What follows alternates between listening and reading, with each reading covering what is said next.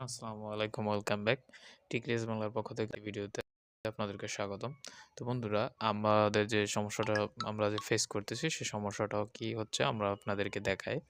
যদি আমরা কোনো পোস্ট করি, ধরেন আমরা একটা পোস্ট করেছি এবং সেই পোস্টটা ধরেন এইরকম একটা পোস্ট করেছি যে কাউন্ট মি ইন। এখন আমি যদি এই পোস্টটার সি ইন ইনসাইড অ্যাড অথবা আমরা যদি এটার ড্যাশবোর্ড দেখতে যাই, তাহলে আপনারা দেখতে পাচ্ছেন we did not detect any content issue. এখানে কিন্তু আমরা কোনো ধরনের কনটেন্ট ইস্যু পাইনি। বাট রিসেন্ট কিছু সমস্যা আমরা দেখতে পাই। সেটা কি হচ্ছে?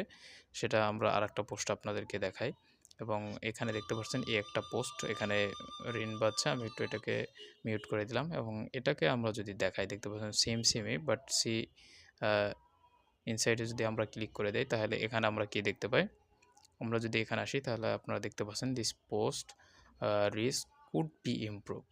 সো এটার মানে হচ্ছে বর্তমানে কিন্তু এই পোস্টটা আসলে রান করে নাই। এখন এটা কেন রান করে না এবং এখানে কিন্তু ভিউ দেখতে পাচ্ছেন যে 18টি ভিউ রয়েছে।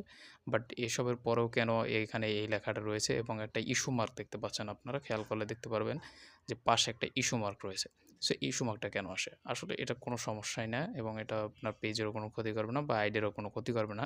অ্যাকচুয়ালি এটা দ্বারা আপনাদেরকে বোঝাচ্ছে যে এই ধরনের পোস্ট আপনার এই যে আইডিতে অথবা আপনার পেজে এই ধরনের পোস্ট খুবই কম হচ্ছে রিচ হয় এবং কম মানুষের কাছে পৌঁছায়। সেটা আপনাকে জানিয়ে দিল ওরা আরকি।